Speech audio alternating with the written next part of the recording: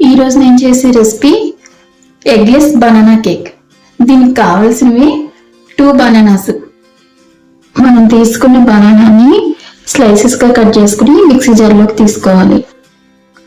ఇందులో 3/4 brown sugar add చేస్తున్నాను.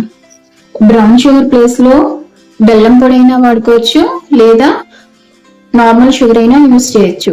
Normal sugar తీసుకుంటే పౌడర్ చేసి తీసుకోండి. ఇందులో 4 టేబుల్ స్పూన్స్ ఆయిల్ యాడ్ చేసుకోవాలి.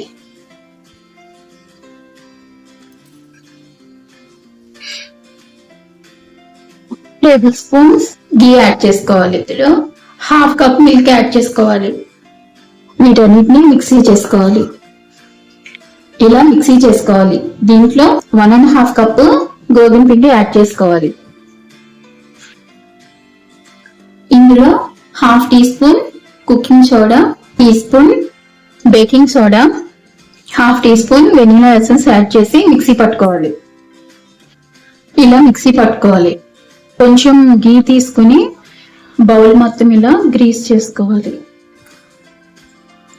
దీంట్లో గోధుమ పిండి ఇలా చల్లుకోవాలి.